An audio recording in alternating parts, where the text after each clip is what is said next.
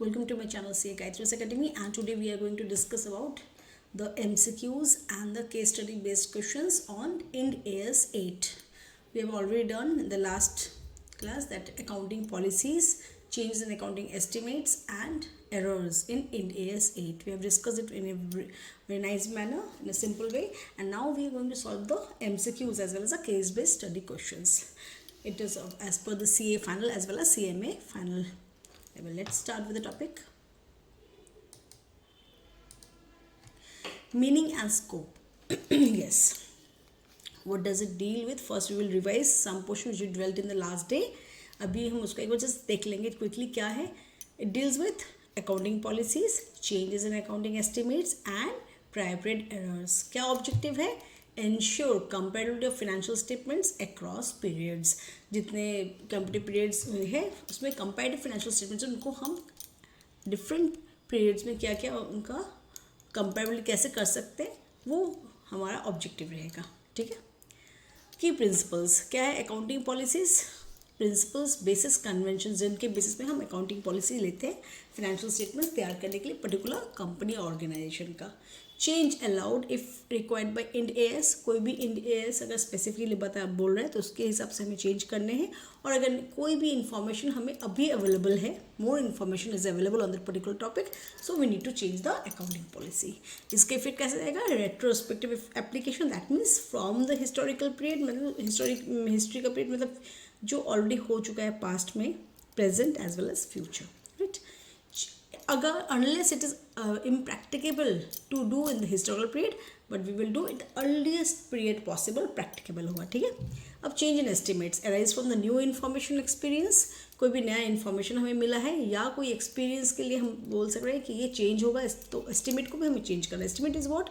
In the value, assumed value of a particular topic item. ठीक है. जैसे कि useful life of an asset example लेते हैं, उसका हम पकड़ के चल रहे थे कि 10 साल उसका लाइफ है, लेकिन फॉर ड्यू टू प्रेजेंट हमने इन्फॉर्मेशन देखा इसको वेयर एंड टियर बहुत ज़्यादा है, तो हम समझ रहे हैं उसका 10 साल तक उसका यूजफुल लाइफ नहीं रहेगा. Maybe it come to 5 years. तो वो जो है चेंज इन एस्टिमेट हो गया. ठीक है. एंड कब से उसका एप्लीकेशन देखिए, prospective application. It is not retrospective effect. Okay. From the date of change it will given effect will be given. Prior period errors, omissions, misstatements and prior financial statements. कोई भी omission हमने किए हैं या कोई misstatement किए हैं prior period के अकाउंट्स में, फिनेंशियल स्टेटमेंट्स में, जिसके लिए अभी हमें उसका पता चला है. ठीक है. Which we have found out in this current period and at the time of during the financial statements are prepared वो इन्फॉर्मेशन अवेलेबल था. ठीक है. तो हमने क्या किया था? ड्यू टू सम मिस्टेक और एरनसली और due to fraudulent intention, whatever it is, कोई भी केस में हमने उसको ओवरसाइट किया है ऐसे, तो उसको misstatement has not been taken here and for which information was available at that particular time. अभी हम उसको पकड़े हैं तो उसका क्या हम देंगे effect? It has to be given retrospectively. Okay. For the prior period discipline correction करने हैं by restating the comparatives. Journal entries example, change in estimate, depreciation का चेंज हुआ है, तो in that case depreciation account debit, depreciation account को हम debit करेंगे to accumulated depreciation 1,40,000. जिस एग्जाम्पल ऑफ जर्नल एंट्रीज क्या होना चाहिए? एस्टिमेट चेंज हुआ है तो डेप्रिशिएशन चेंज हुआ है. Right. Change in policy, inventory policy जो है जो चेंज किए हैं उसका सेटअप हम कहाँ करेंगे? उसका रिटेन अर्निंग से सेटअप करेंगे. प्रायर पीरियड चेंज और चेंज इन पॉलिसी में हम ऑलवेज रिटेन अर्निंग से सेटअप करेंगे, either debit credit as the case में बी फॉर दिस. तो अभी retain earnings account debit to 6,000 to inventory 6,000. जितना हमारा चेंज आया उसके बेसिस में हम रिटेन अर्निंग से ओपनिंग में स्टेट करेंगे. ठीक है. डेबिट करेंगे. सेकेंड है prior period errors, omitted salary, किसी का सैलरी देना था. ठीक है. रिटेन अर्निंग्स लेकिन वो दिया नहीं गया, तो क्या होगा इसका journal entry? Retain earnings account debit to salary payable. Okay.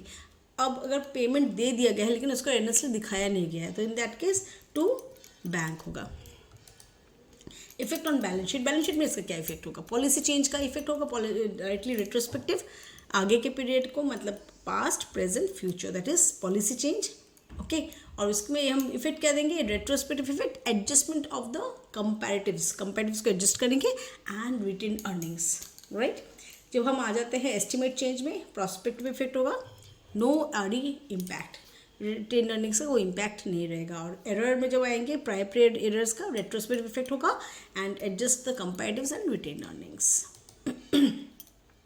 सो हमने देखा लगभग अगर एस्टिमेट होगा तो प्रॉस्पेक्टिव इफेक्ट देंगे, और अगर प्रायर पीरियड एरर्स होता है और या अकाउंटिंग पॉलिसी में चेंज होती है तो इन दैट केस इफेक्ट होगा बैलेंस शीट में, क्या उसका रेट्रोस्पेक्टिव इफेक्ट देने हैं और साथ में रिटेन अर्निंग्स को हमें चेंज करने हैं, right.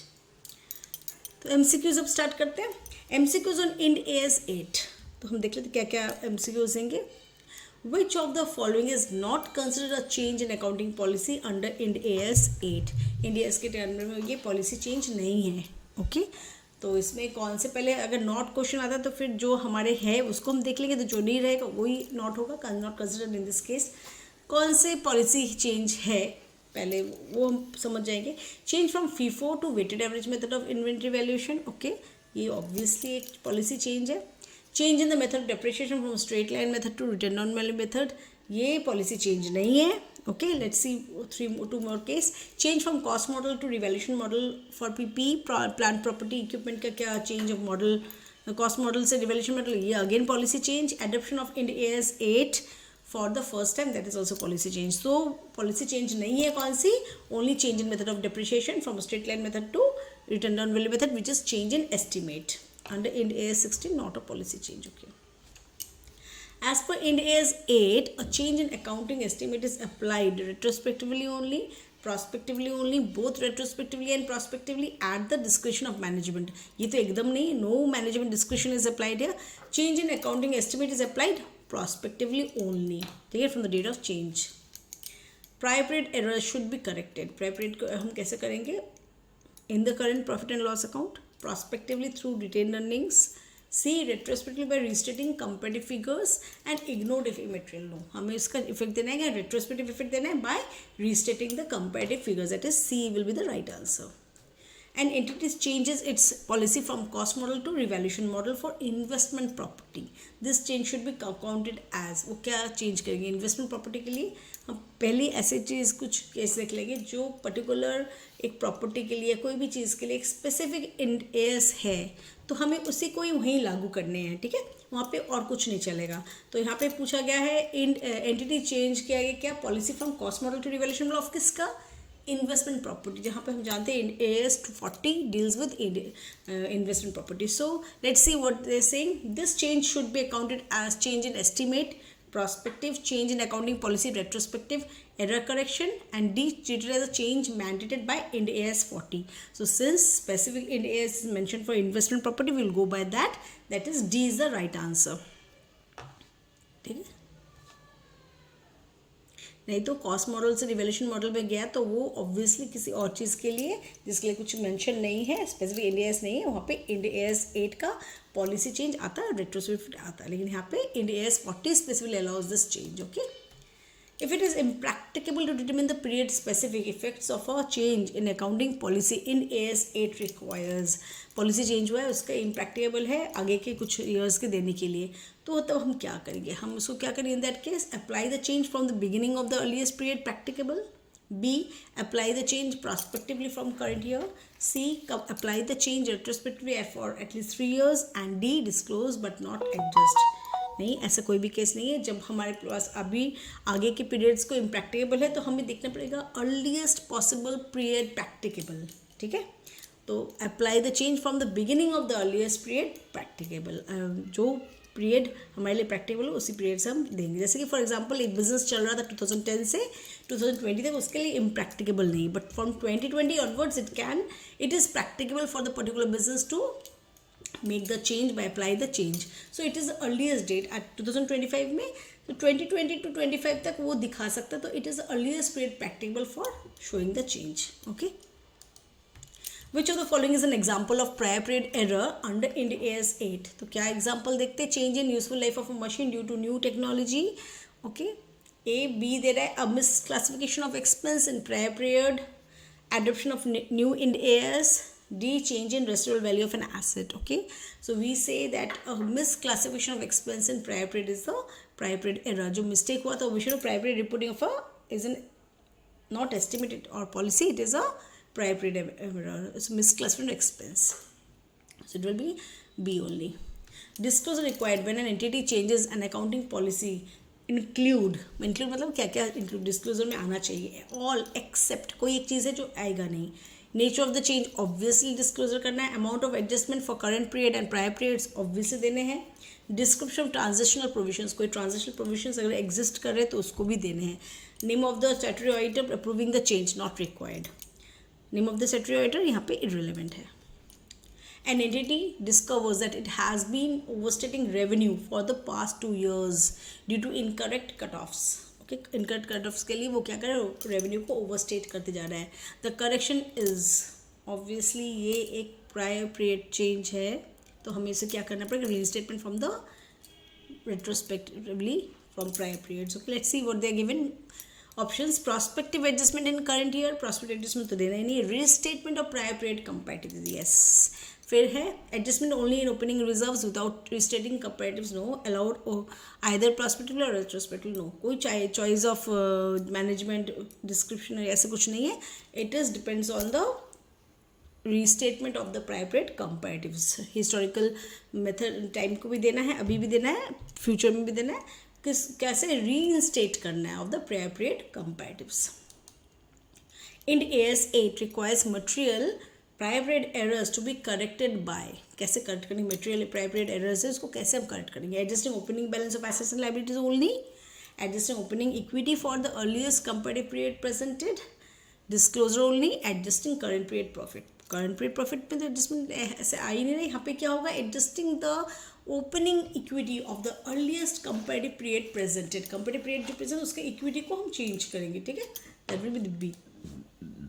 If management can not distinguish whether a change is a policy और एस्टिमेट, एस्टिमेट नहीं है या पॉलिसी है, मैनेजमेंट डिसाइड नहीं कर सक रहा है, डिस्टिंग्विश नहीं कर सक रहा है, तब क्या चलेगा. Ind AS requires the change to be treated as change in policy, retrospective effect होगा, change in estimate prospective effect होगा, प्रायर पीरियड एरर वो भी रेट्रोस्पेक्टिव है, disclose only, no according impact, no. ऐसा नहीं है, अगर कोई भी केस में management is not able to distinguish between a policy and an estimate, then in that case it will take it is an estimate and give change to as to it is the change will be in prospective time, that is from the date of change. यो आगे के कोई के change नहीं करने, तो so when in doubt answer is B, that is when in doubt treat as estimate change to avoid retrospective manipulation, right. तो हम MCQs के केस बेस्ड स्टडीज कुछ देख लेंगे, let's see. Okay, change in estimate depreciation जो इसको change हुआ है, और machine costing rupees 10 lakh, 10 lakh का मशीन खरीदा हमने, वाज परचेज ऑन 1/4/2020, तो 1/4 beginning of the financial year, 1/4/2020 but इसने परचेज किया with full useful life of 10 years, okay, and no residual value, so scrap value जाएगा पूरा 10% में जाएगा मशीनरी का स्ट्रेट लाइन मेथड में. ओके, नाउ ऑन 1/4/2023, 1/4/2023 मैंने 20 में स्टार्ट हुआ बिजनेस, 20, 21, 22 3 years हो गए. Management revises a useful life to 8 years total, पूरा टोटल उसका 8 साल का लाइफ होगा, ये मैनेजमेंट रिक्वायर किया. सो व्हाट विल हैपन, अगर पहले पकड़ा था 10 साल होगा, अभी आफ्टर 3 years उसको लगा कि नहीं 10 साल नहीं रह सकता इसका life due to more wear and tear, ये भी या उसका कैपेसिटी उतना नहीं है 10 साल तक, चलो तो 8 साल कर दिए टोटल में, ठीक है. तो स्टार्टिंग से बिजनेस 1/4/2020 से शुरू हुआ है, अभी 1/4/2023 तक 3 साल ऑलरेडी हो गए हैं, तो वो 3 साल का तो डिप्रेशन हमें पहले ही दे देना है, ठीक है. सो 10 lakhs मशीनरी से हमने क्या करना है, हमें पहले फर्स्ट में वो 3 lakhs depreciation for the first 3 years दे देने हैं, 1/4/2020 टू 1/4/2021, 2020-21 एक, फिर 21-22 तक. तो 31/3/2023 में क्या होगा, 31/3/2023 में डिप्रिशिएशन ऑफ 3 years निकल जाएगा, दैट इज फ्रॉम 10 lakhs, हम 3 lakhs डिवाइड करेंगे, सॉरी माइनस करेंगे, तो हमारा कितना आएगा, we will have 7 lakhs in hand. Okay, अब 7 लाख रुपया हमारे पास है, इस पर हमें डिप्रिशिएशन नया रेट में लगाना है, क्योंकि life has been expected life has been reduced from 10 to 8. तो ऑलरेडी 10 साल में 3 साल बीत गए, कितने साल पड़े हैं, 10 साल हमारा यूजफुल लाइफ था, उसमें 3 साल हो चुके, तो इन दैट केस हमारे पास 7 साल पड़े थे, लेकिन उसको क्या किया, टोटल में उसका लाइफ कमा दिया है 8 साल. ओके, 10 years की जगह 8 years कर दिया है, तो 3 years minus 8 years, how much left, 5 years, right. यहाँ पे क्या क्वेश्चन पूछा, how much depreciation should be charge for financial year 2024 as per India AS 8, 1,25,000, 1,40,000, 1,20,000, 2 lakh 1,70,000, work out करके देखते हैं. 31/3/2023 डिप्रिशिएशन 3 ईयर्स दे देने हैं. 10 लाख पे 10%, 1 लाख करके पर ईयर का वो डिप्रिशिएशन होगा, राइट. क्योंकि स्क्रैप वैल्यूएशन तो पूरा इसका 10% में जाएगा, तो इसका है 1 लाख इंटू 3 lakhs. तो 3 lakhs हम लेस करते return on value of the asset on 1/4/2023 is 7 lakhs. Okay, अब 7 लाख पे अगर जैसे पहले यूजफुल लाइफ था उस वैसे ही होता तो 1 लाख हर महीना जाता, हर साल में जाता. लेकिन क्योंकि यहाँ पे लाइफ इसका रिवाइज किया है तो सिर्फ क्या हुआ, 8 ईयर्स में 3 ईयर्स गए. कितने साल बाकी है, 5 साल. तो 5 साल में उसका निकालना है हमें. Revised remaining life is 5 years. तो revise depreciation will be 7 lakh divide by 5, that is 1,40,000. तो answer is 1,40,000. Okay, clear. Second question, change in policy. Inventory valuation जो है वो चेंज हुआ है. XYZ limited changes inventory valuation method from FIFO to weighted average. Okay, closing stock 31/3/2024 में क्या है, 12 lakh. Closing stock on 31/3/2024 weighted average से कहता है 10,50,000. ठीक है, टैक्स रेट 30%. क्लोजिंग स्टॉक था 12 लाख का, इसका था 10,50,000. ओके, अब टैक्स रेट है 30%. कंपेरेटिव फिगर्स फीफो मेथड जब यूज़ करें तब था 9 लाख का, और वेटेड एवरेज जब कि 8,40,000. तो अभी वेटेड एवरेज मेथड में चेंज हुआ है. ओके, तो कितना ओवरस्टेटेड था. कंपेरेटिव फिगर्स क्लोजिंग स्टॉक कितना दिखा रहा है, 9 लाख, अभी 8,40,000. कितना ओवरस्टेटेड है, 60,000. ठीक है. What adjustment should be made to opening retain earnings on 1/4/2023. 60,000 reduction करना पड़ेगा, 1,50,000 reduction, 40,000 reduction, no adjustment required. Let's see the answer. Difference in 2022-23 closing stock 9 lakh. FIFO method जब कर रहे थे, जब हम वेटेड में 1,40,000 हुआ. तो इतना डिफरेंस हो दोनों में. क्लोजिंग स्टॉक में 60,000. ये 60,000 क्या है, ओवरस्टेट प्रॉफिट है. प्रॉफिट को ज़्यादा करके दिखाया गया है. ओके, अब ये जो ज़्यादा करके दिखा है इसको हम अभी रेट्रोस्पेक्टिव कैसे देंगे. हमारा जो रिड्यूस ओपनिंग रिटेन अर्निंग्स को 60,000 से लेस कर देंगे. ठीक है, तो जितना हमारा ये है अमाउंट ऊपर इन द रिटेन अर्निंग से, ओपनिंग स्टॉक से, वहाँ से हम डिडक्शन कितना कर देंगे, 60,000, क्योंकि 60,000 से ओवरस्टेटेड है, right. Prior period error, omitted expense. Okay, in financial 2024 it was found that 2 lakh salary, okay, expense was omitted in financial 2022-23. तो टैक्स रेट 25% है. Okay, how should be treated in financial 2023-24 accounts. 2024 में कैसे दिखाया जाएगा, 2 लाख रुपये का salary miss हो गया, expense. Debit the profit and loss 2023 for 2 lakhs. Adjust opening retain earnings for 1,50,000. Adjust opening retain earnings for ₹2 lakhs and disclose only, no adjustment. कोई disclosure करना है, एडजस्टमेंट नहीं देना. तो हम यहाँ पे क्या देंगे, प्रायर पीरियड का 2 लाख रुपये का सैलरी बाद देंगे. टैक्स रेट है 25%. ठीक है, तो let's see. Error, prior period, retrospective effect देना पड़ेगा. एडजस्टमेंट कितना, 2 लाख रुपये का, कितना 25% टैक्स रेट है. तो हमें 1 - 25% कितना जाएगा, 1,50,000. तो reduction in opening retain earning से कितना बड़ा हुआ है, 1,50,000 हमें देना है. ठीक है, तो 2 लाख का सैलरी दिया नहीं था, लेकिन टैक्स तो रिडक्शन भी करना पड़ेगा ना. तो 2 लाख से हम कितना डिडक्शन कर दिए, 25% डिडक्शन कर दिए, दैट इज़ 1,50,000. उसको हम कहाँ से कमा देंगे, जितना बड़ा हुआ है, that has to be reduce from the retain earnings. Impracticability case. Impracticable. Entity adopts a new policy retrospectively. However, it is impracticable to determine period-specific effects for years prior to 2020. 2020 के आगे दे नहीं सकता है. As per Ind AS 8, how should the entity apply the change? Apply retrospectively from 2023 onwards. Apply prospectively from 23-24 onwards. Prospectively मतलब आगे से नहीं, उसी दिन से. ठीक है, retrospective 2023 से शुरू करेगा. Apply retrospectively for all years using estimates. सब साल के लिए करेगा एस्टिमेट्स यूज करके. Disclose only, no adjustment. तो हम देखेंगे जब adaptive policy how the depend period effects indicates how should the prior to 2023 के आगे दे नहीं सकता. तो प्रैक्टिकेबल कब से है, 2023 से है, तो हम उसी टाइम से शुरू करेंगे. Apply retrospectively from 2023 onwards as per the when the earliest period from when it is practicable. So impracticable for earlier periods, apply from earliest practicable date, that is 2023. Mixed case, policy versus estimate. Okay, which of the following situation is a change in accounting estimate and not a policy? change from cost model to fair value model in Ind AS 40, change in provisions for doubtful debts based on revised aging analysis, change in method of inventory valuation from FIFO to weighted average, revision in useful life of asset due to new technology. Correct answer 1 and 3 जाएगा. 1 क्या है? Change from cost model of fair value model in Ind AS 40. ठीक है. 3 क्या बोल रहे हैं? Change in method of inventory valuation from FIFO to weighted average. Okay. तो which one of the following situation a change in accounting estimate and not a policy. Estimate आएगा तो हम पहले ही देखेंगे क्वेश्चन नंबर बी क्या बोल रहे हैं. बी में है 2 and 4. 2 क्या है? Change in provisions for doubtful debts based on ageing revise ageing analysis. Revise ageing analysis पे बेस करके हमने क्या किया है?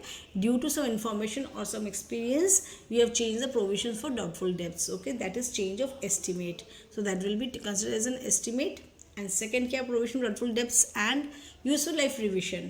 Useful life revision of an asset, revision of useful life of an asset due to new technology, that is number 4.